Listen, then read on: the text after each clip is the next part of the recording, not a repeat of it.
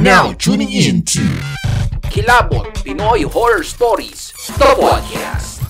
Sundays at 7 p.m. here on Spotify. Mga repakol, nakaplano na ba ang inyong mga holidays at long weekend this 2024? Good news! Dahil hassle-free na ang pagbubook ng inyong mga itinerary and hotels via Klook. Just use my promo code Kuya Totoy to get your 5% discount in hotels and 3% off in any activities. Applicable in domestic and abroad. So what are you waiting for? Book it, Klook it! Sa pagsapit ng gabi at pagbigkit ng iyong mga mata, lagi mong itatanong, ligtas ka ba?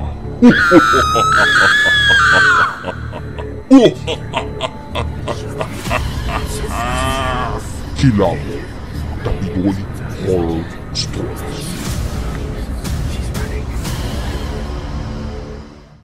Magandang araw sa inyo Kuya Totoy at sa inyong mga solid repakol na nakikinig sa inyong podcast every week. Ako nga po pala si Josly, hindi ko tunay na pangalan.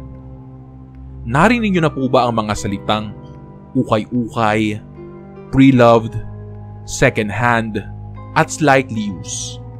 Ito yung mga salitang nagbibigay pansin sa mga mamimili na naghahangad na magkaroon ng kanilang mga ninanais na bagay sa murang halaga.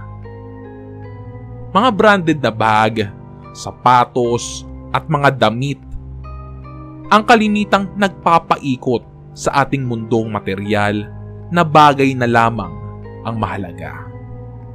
Katapusan ng buwan ng Enero at talagang excited ako.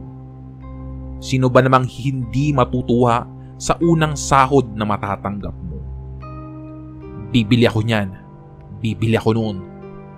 Nakatatak na yan palagi sa memorya ko bago pa dumaan ang araw na hinihintay ko.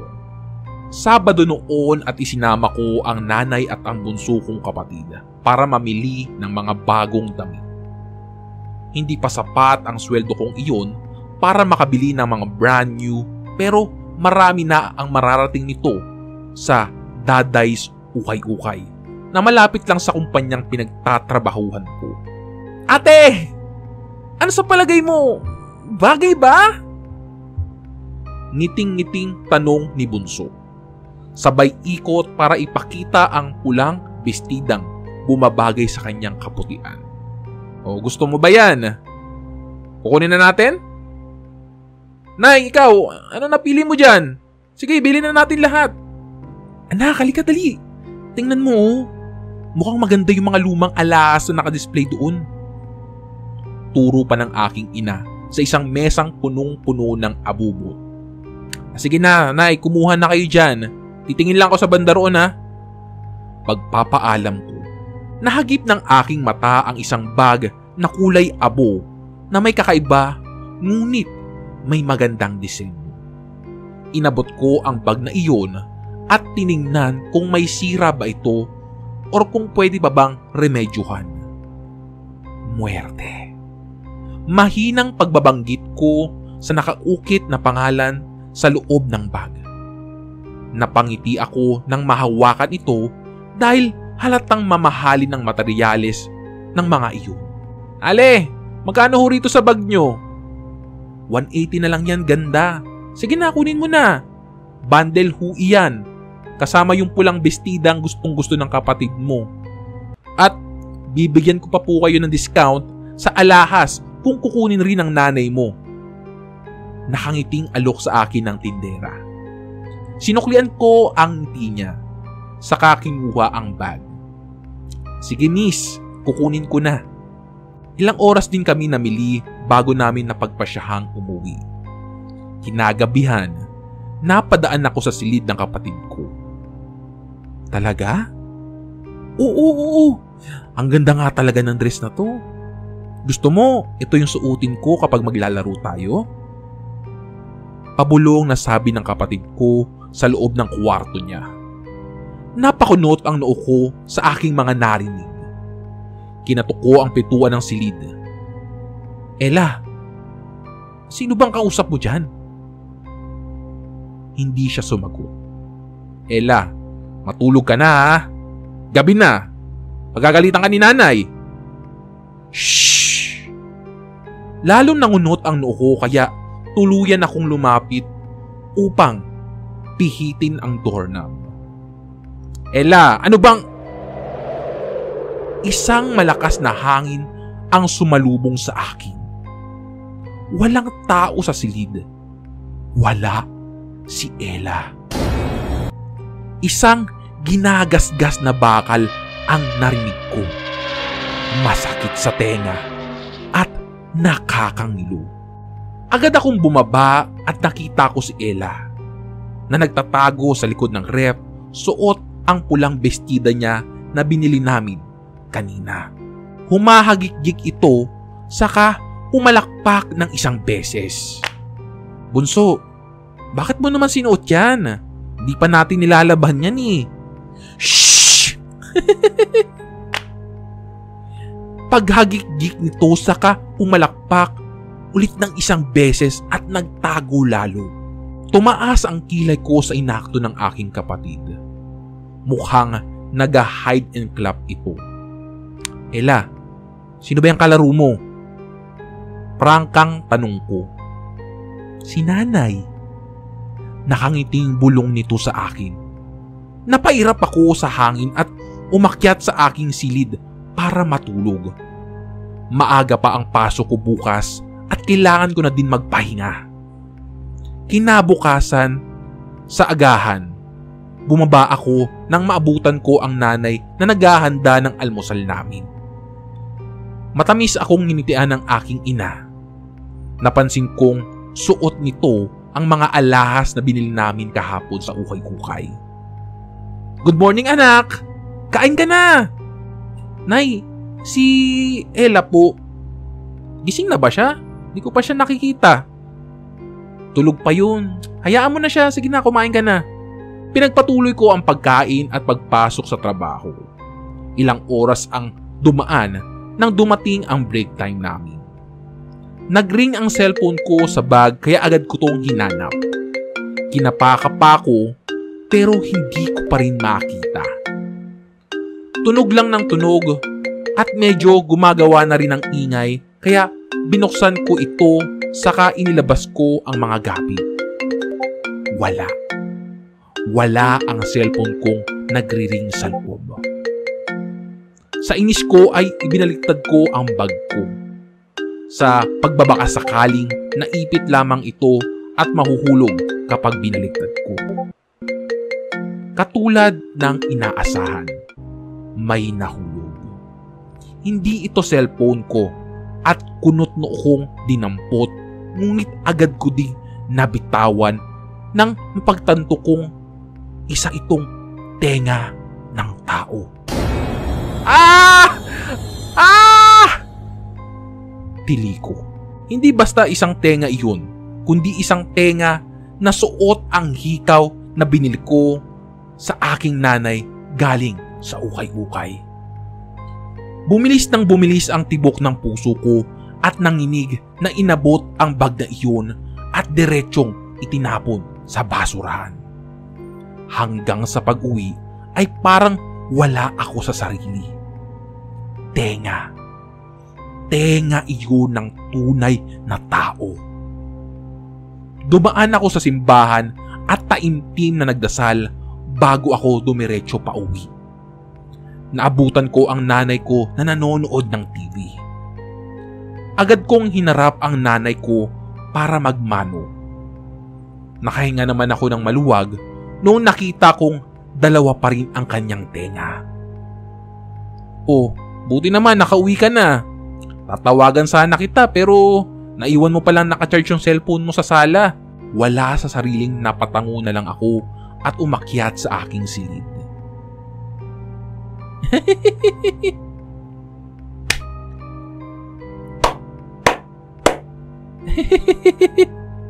Hagik-hik iyon ng nakababata kong kapatid. Dumaan ang mga araw na hindi ko nakikita ang bunso kong kapatid na si Ella. Kapag tinatanong ko naman ang aking nanay, ang lagi niyang sinasabi ay nandyan lang iyon at naglalaro. Gabi-gabi ko naman siyang nadidinig na nag-hide and clap. Nawala sa isip ko ang aking kapatid nang maalala ko naman ang nakita kong tenga sa bag kanina. Kaya noong sumunod din na araw ay kinompronta ko ang aking ina na hubadin na ang hikaw na sinuot niya. Ano bang problema mo? Ibibigay mo sa akin to, tapos ngayon babawiin mo? Kunyeta naman oh. Galit na sabi niya sa akin. Maski ako ay nagulat sa pagmumura niya. Ma, ibibili ko na lang po kayo ng bago. Huwag niyo na po suotin yan. Mahinahong sagot ko. Masama niya akong tinignan at saka tinalikuran. Wala akong ibang nagawa kundi magbuntong hininga. Bumaba si Ella. Suot pa rin niya ang bestidang pula. Walang kibong kinuha ang kutsara at tinidor saka tahimik na kumain. Naging ganoon ang setup namin. Aalis ako, walang kibo si nanay at si Ella. Ganon din kapag uuwi ako. Pakiramdam ko ang lamig-lamig ng bahay namin. Pakiramdam ko ako na lang ang tao. Hanggang isang gabi, nakarinig ako ng palakpak. Hindi na ito bago sa akin dahil nitong mga nakaraang araw, puro ganoon ang ginagawan Ella. Narinig kong pumalakpak siya sa labas ng kwarto ko. Doon ako nagsimulang kabahan at mapabangon. Ang palakpak na iyon ay nananatili sa ilalim ng aking kama. Parang dinadaga ang dibdib ko. Para akong kakapusin ng hangin. Ella? Ella? Andiyan ka ba? Nakarinig ako ng sunod-sunod na katok mula sa aking pinto. Mabigat ang mga yun na halos ibain na ang pinto ko. Josie! Buksan mo! Dumadagundong ang boses ng aking ina na galit habang kinakalampag ang aming pintuan. Natatakot ako dahil parang hindi na sila ang pamilya ko at ramdam ko iyon. Kasabay ng ginagawang ingay ng pinto ay ang mga hagik-gik ni Ella at pagpalakpak nito na malinaw kong naririnig sa ilalim ng aking kama. Nanginginig akong tinakpan ang mga tenga ko at nanatili sa sulok. Tama na! Tama na! Ayoko na! Tama na, tigilan niyo na ako! Sigaw ko pa. Lalong lumakas ang kalampag. Sabing buksan mo ang pinto! Dinig ko pang boses ng aking nanay na parang dinedemonyo na. Wag! Hindi si mama yan! Nadinig kong bulong iyon ni Ella sa hangin pero narinig ko. Alam kong siya iyon. Kagat-labi kong inilapag ang mga paa ko sa sahig at unti-unting umayo. Dahan-dahan kong iniangat ang kumot na tumatabing sa ilalim ng parte ng kama. Si Ella. Si Ella na wala ng katawan at tanging pugot na ulo na lang niya ang naroon. Napatakip ako ng bibig nang makita kong naroon lang sa ilalim ang bag na itinapon ko. Ngunit bago ko pa man maabot ito, ay tuluyang nawasak ang pintuan at iniluwa noon si nanay. Ang kanang mata niya ay nakatingin sa itaas at diretsong nakatingin naman sa akin ang kaliwa. Wala na ang kanyang isang tenga at nakangiting hawak ang bolo. Suot ang pulang bestida ni Ella at ang mga alahas na nabili ko sa ukay-ukay. Oh, naiwan mo na naman yung wallet sa bahay niyo, no? at wala ka na namang dalang pera. Oh no! Don't worry, dahil pwede mo nang i-Gcash yan.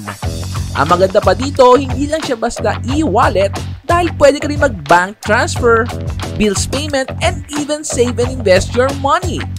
Talaga namang mapapawaw ka with Gcash. Take care and stay safe with cashless payments with Gcash. Use my referral link in the description to get your free 50 pesos on your wallet upon signing up. Kuha mo? Inyong napakinggan ang tampok nating kwentong katatakutan ngayong araw dito sa Kilabot Pinoy Horror Stories. Kung ikaw mismo ay mayroong nakakapanindig balahibong kwento, maaari mo yang ipadala sa aming Facebook page. I-search lang ang Kilabot Pinoy Horror Stories. O pwede rin sa pamamagitan ng email sa kilabotstories2021@gmail.com. Huwag mo na rin kalimutan i-click ang follow button at notification bell sa Spotify para updated ka sa mga bagong episodes. Mag-subscribe na rin kayo sa ating YouTube channel. I-search lang ang Kuya Totoy Kilabot dahil doon tayo madalas na nag-upload ng ating mga stories. Hanggang sa susunod na kwentuhan, mga repakol! Paalam! Mga repakol, si Kuya Totoy nga pala to, ang tagapagsalaysay dito sa Kilabot Pinoy Horror Stories. May mga kwento ba kayong nakakapanindig balahibo na nais nyong ibahagi dito sa ating show? Mag-join na sa ating Facebook group. Pumunta lang sa description section ng episode na ito at pindutin ang link para maka-join. Tuloy-tuloy lang ang mga nakakapanindig balahibong kwento mula Spotify hanggang Facebook group. Ang hindi mag-join, Hindi makakatulog ngayong gabi.